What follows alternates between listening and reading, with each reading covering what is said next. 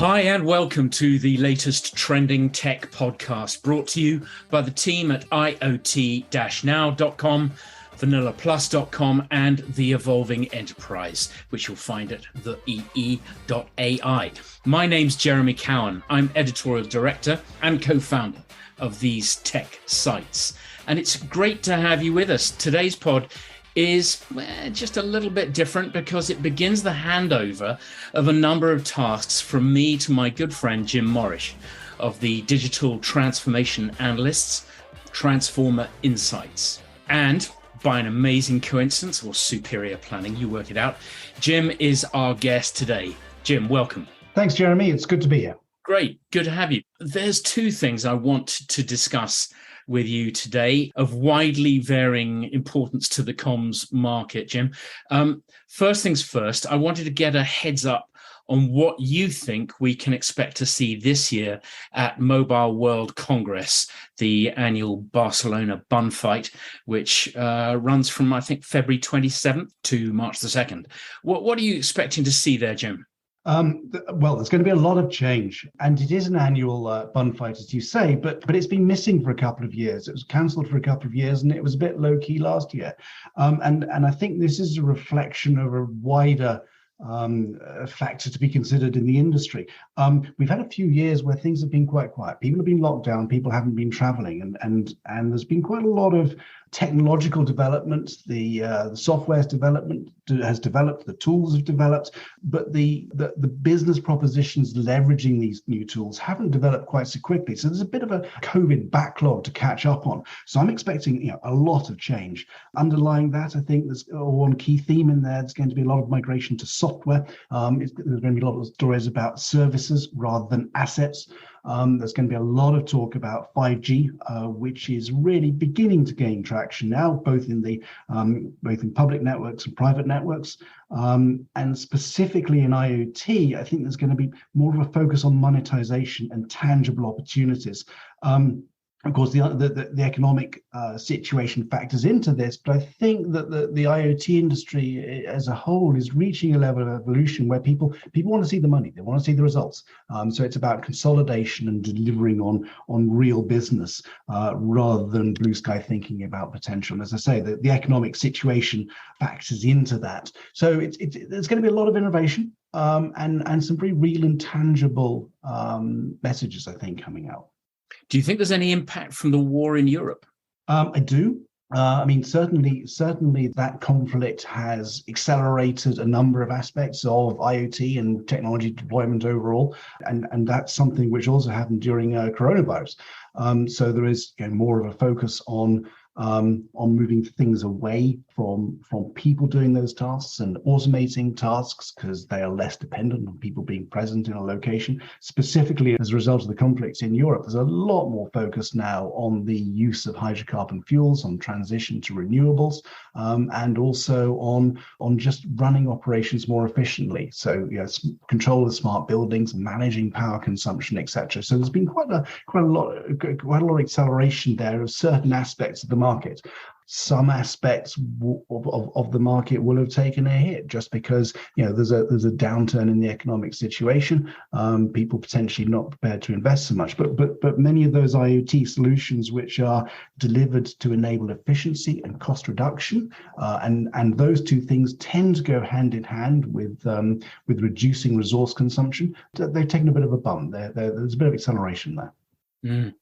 In previous years, there seems to have been a bit of a fixation amongst speakers and exhibitors on 5G, in particular, the use cases or the need for proven use cases. Consumers don't see it like that, obviously. What's your expectation about this year? And dare I ask, are we about to be bombarded with a lot of information of dubious veracity about 6G? Well, yes, probably yes to both. So there's going to be a lot of 5G around. There's going to be a lot of 5G messages around. The reality is there's not a lot of 5G out there at the moment. If I look at the forecast that we have and the number of 5G non-MMTC connections, so that's the higher speed connections, not the LPWA connections, at the end of 2022, that was about 1%. of the installed base of all cellular connections. So it's still quite a small concept. There's about another 500 million, or 29% of IoT connections or cellular IoT connections are the MMTC, LPWA type 5G connections. So it's an early story. But there are definite use cases. So, for instance, the GSMA has an initiative. They have a 5G transformation hub, which illustrates a number of particularly interesting case studies that use 5G technologies. And as for 6G, well, one day, I guess. As yet, there's no standard for what qualifies as 6G, although that's not necessarily held back the industry in the past, where of course, LTE was branded as something like 3.95G and then rounded to 4G. So we have found ways around that before. But right now, I think the industry is attempting to digest 5G. It's still early days in that story, and there's a lot of things that you can do with it. It's particularly suitable for private networks, and it also enables the controls to move out of the network and into the software managing the network, and that allows for a lot more flexibility and this kind of trend towards software-centric service providers in the IoT space, rather than necessarily what we've had up until now is many providers essentially tied to hardware and building on that base. So there's a long way to go with 5G, I think, before we get to 6G. About a decade ago, everyone claimed to have an M2M or machine-to-machine story, and then that transitioned to claiming to have an IoT story, even when they really didn't. Is it the same now with artificial intelligence and the metaverse? I'm sorry if I sound like a cynical hack, but I am an elderly cynical hack. I know it seems reasonable. And by the way, somewhere in there, blockchain came and went. So yes, we should definitely expect to hear a lot about AI and the metaverse, but this is always going to be the way. The industry press and conversation and buzz tends to pick up on the new technologies. So sprinkling a little pixie dust never hurts for these vendors. What is often left behind, though, as a legacy is often very tangible. IoT Now is a real and very significant thing. It's a highly impactful thing, which is coming of age. Similarly, AI will find itself embedded in all sorts of devices and enterprises processes over the next decade. Even metaverse, if you can put to one side for a moment the image of legless avatars, it can be a very significant technology. There's a lot of potential for VR and particularly AR in enterprise context. So, for example, take VR. There's a company called Northox in Germany. They've created an ultra-detailed digital twin of Cologne Cathedral using 5G connected drones. That's a great asset for the stonemasons renovating the building. It avoids the need for scaffolding and allows them views from places which would have been previously inaccessible. Or AR, where, for example, you've got PTC's Vuforia Chalk allows remote experts to provide AR guidance to field engineers. So there are some really tangible things that sit under that metaverse buzz thing. The last thing I wanted to ask you about in this particular regard for MWC, do you think that as an industry we're shifting our focus quickly enough from the technological innovation that has really been front and center of everything we've done and has always been exciting to watch, through to the human impacts and changes in society like ESG? So this is a tough one. And definitely it's something that I spend some significant time thinking about. We're definitely shifting focus, but there's a real question over whether that's happening fast enough, and how it can happen successfully. So it's encouraging, for example, to see the work taking place to develop the EU's AI Act, but there's real questions whether that will prove to be a handicap when competing with the USA and Asian countries, or whether it will prove to be a benefit. It's hard to call at this point, but certainly to some extent restricts the potential of what can be done with new technologies. And I think there's a wider challenge here, and it's one of ambition, because I think when many folks set out to regulate or to govern these industries, it's, for example, seeking to regulate AI to meet some ideal standard. But it can be proven, for example, that it's impossible for machine algorithms to be fair in all contexts because different people have different definitions of fair. And there's a great example of this in a concept of correctional offender profiling in the USA. And this is basically assessing convicts, prisoners, on the basis of their probability to reoffend whilst they're out on license before they're being sentenced. The specific challenge there was to assess the risk of reoffending and rate prisoners of different racial groups fairly, whilst also ensuring that the risk assessments assigned to individual prisoners are accurate. And some researchers focused on this, and they came to the conclusion, and they claim to have proven mathematically that it is impossible to satisfy both of these goals at the same time. And in many ways, for us to ensure that technological innovation reflects the kind of society that we want, we first need to decide what we want society to look like and then have technology reflect that. And we've not done that first piece yet, which makes it something of a problem to really define ideally what we want the technology to achieve, because we haven't decided quite what we want society to be yet. And I'll take a much more simple example that doesn't really get troubling the dynamics of society, but take a simple example which I think illustrates the point about the problems of migrating traditional approaches to things into a technological environment. If you consider a legal document of 20 pages or something, a 20-page contract, and there's a last page on that which is a signature page, you could sign that signature page, and and quite often these documents are loose leaf. There's nothing to associate that signed page with the first 20 pages. Now that is an incredibly insecure way of certifying a legal document. It would never be allowed in a technological system. So in many ways, you have this problem of fixing some of the problems and some of the challenge which is just accepted as part of day-to-day life when you decide to render something as a system.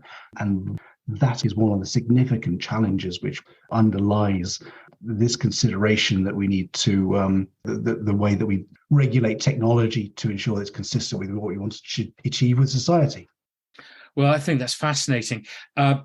Jim, I know when I'm in Barcelona how to find the coffees, and I know where at the end of the day to find the beers, but I'm not sure where I'll find you. So where might our listeners find you if they want to pick up on any of these points or have a wider chat? Probably the best way is to send through an email and arrange something. But I tend to spend my time at Mobile World Congress trooping around from one booth to another between various vendors and various interesting companies that are exhibiting there. Being a small company, we don't have our own booth, and that results in a lot of mileage in trekking between the installations of all the people we want to meet. So a kind of a virtual presence across the organization, but available on email and happy to meet with anyone who might be there. Great. And your website, if people want to email you? TransformaInsights.com. Actually, probably best to reach out to inquiries at TransformaInsights.com, which will come to me and also Matt, my co-founder. Well, look, best of luck with the foot slog around Barcelona. It's always exciting. It's always fascinating. And I love those sort of occasional moments when you meet people you totally weren't expecting to learn things from, and you do. And I may well see you there. As I said earlier, there's a much less important thing to discuss today in the podcast, and that is that after 27 years covering the communications sector, I'm retiring this year, which has implications for you, Jim. So following a decade or more reporting on, well, it's been quite a journey, shipping and transport, healthcare and parenting, then defense and manufacturing, I found myself managing an immensely talented team of telecoms journalists producing 13 magazines, including the likes of Mobile Europe and Communications News. And I inherited an amazing team that included writers and influencers. And I say that in the kindest, best sense. People like Keith Dyer, Justin Springham, and Peter Sayer, all of whom have gone on to bigger and better things in the communications industry. For decades, the communications sector has had the power, but I suppose you could probably say the responsibility to change the world, because it can. It is unlike any industry I've worked in before. So when the opportunity arose to launch a telecom software magazine of my own in 1999 called VanillaPlus, I grabbed it. And 24 years later, thanks to the energy and outright creativity of my past and present co-directors like Natalie Miller, Charisse Jameson, and Charlie Bisnar, it's still growing. Over the years, we've added other successful communications brands like IoT Now, IoT Global Network, and most recently the Evolving Enterprise, which covers all things around artificial intelligence and a lot more besides. So now seems a really good time for me to step back and let a new generation show what they can do. So I'm going to be retiring later this year, and I am absolutely delighted to say that Jim Morrish here, along with the support from his TI co-founder, the excellent Matt Hatton, will be taking over as webinar moderators and podcast hosts on this site. So follow them here, and I can't wait to hear what they have to say. Jim, while I've got you, what changes to these IoT and communications pods and webinars can we expect to see under your guidance? Well, thank you, Jeremy. Firstly, again, it's an honor and a privilege to be invited to take this over. You've established many brands, and clearly there's a significant following to these podcasts and webinars and so on. So it is a privilege to be taking the baton. So thank you for your kind invitation. In terms of what happens next, I'm anticipating that things will continue in much the same way they have up until now. My philosophy, I think, is not to change something that seems to be working well. So I think it's going to be more of the same. Discussions with various industry luminaries, trying to focus on particularly impactful technologies or new announcements or new propositions, and trying to identify those real world impacts of technology and tangible benefits and the real challenges, and filter out some of that noise, some of the pixie dust I referred to earlier, and actually cut through some of that to what actually matters. Because there is a lot of noise in this industry, and filtering it out is what editors are there to do. Social media doesn't do that. It just allows everyone to shout louder. So we'll be relying on your good sense and your experience. Absolutely, definitely. And I think there is a key role to play, that filtering and just highlighting the bits of a message that actually do matter. What is noise and what has been spun in a way which is ultimately divorced from the underlying capability or the underlying proposition, and just as you say, cutting through that noise, but also some of these softer things that we would discuss in terms of the impact of humanity and society, the way we live our lives. I think taking a little time to focus on that and how technology fits into that, how technology enables that, and the implications both ways, from technology to how society should be run and how technology should be viewed in the context of society. I think taking a little time to do that would be beneficial as well. These are the kind of things that tend to figure less frequently in vendor press announcements and industry initiatives. So I think it's worth specifically ring-fencing a little time to talk about those kind of things. Yeah. Just broadly, what do you think is the role of podcasts and webinars today? Well, I think it's many of the things we were just discussing there, Jeremy, in terms of trying to distill down what can seem like a lot of noise. There are lots of announcements, lots of vendors, lots of publicity, talking and shouting about many different things that are happening, but actually drawing some of those together and saying, well, hang on, there's a few things happening in these different places and they're kind of consistent. And what that means for the overall direction of the market is, and then whatever it is, and just drawing out those key messages from the noise. And particularly in the context of webinars and podcasts, I mean, podcasts have the ability to fit into a listener's life in the way that many other media formats don't. And webinars, there are many of them around, but actually they're a pretty good vehicle for communicating new technologies or new capabilities, new propositions, and I've quite often attended some really quite interesting webinars. You can learn a lot about new and innovative companies that way. I love the way that they pack in an awful lot of information in a short amount of time. You can access them whenever you want to. So, if you're busy at the time of recording and broadcast, it so doesn't matter. You just get it later to enjoy on the train or in the bath or wherever you choose. And the great thing is, I think that the audience, we rely so much on the audience, as well as the other speakers, to keep it all honest. So, yes, sometimes because these things are sponsored, there is always the concern that you're only getting one view, but the audience are brilliant at drilling down through that and making sure that all aspects of a question or of a topic get analysed. And, we're immensely grateful to ours. Yeah. Absolutely. I completely agree. But just on a slightly different topic, and as the baton hands to me, and it starts to be me asking the questions. My first question, Jeremy, I think would be, what are you planning to do with your retirement? That's kind of you to ask, Jim. I want to do a bit more writing. It sounds like a busman's holiday because what I've been doing for the last 40 years is writing. But I enjoyed enormously putting together a novel and publishing that a few years ago called The Tin Soldiers, which was about conflict minerals and modern slavery. And I enjoyed it so much, not just the writing, but the research, that I plan to do that again, and already have a couple of works on the go, plus a historical novel that I want to do for a totally divergent view. So I think it'll be a bit of fun, and it'll keep me busy. It'll certainly keep me out of my wife's hair. Okay. Any indication on what those topics are? I mean, the conflict mineral could be a topic worth expanding on as we adopt more and more EVs, and we're hunting for those those raw materials. Yeah.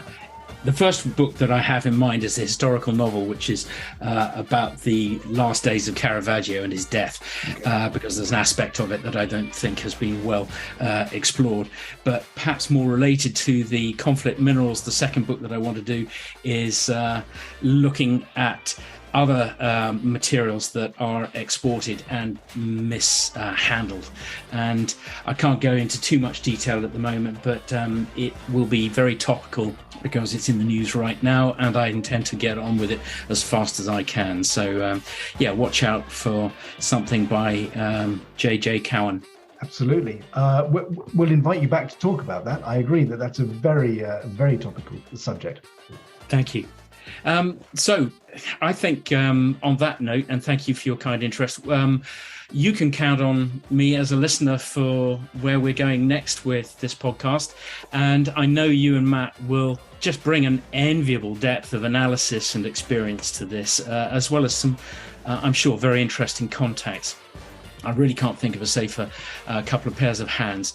Anyway, that's it for us today. I'll still be grabbing the mic occasionally before I go, if people will let me. And I look forward to seeing as many of you as possible at Mobile World Congress later this month, and other events for a few months more. So until then, it's bye from Jim. Bye.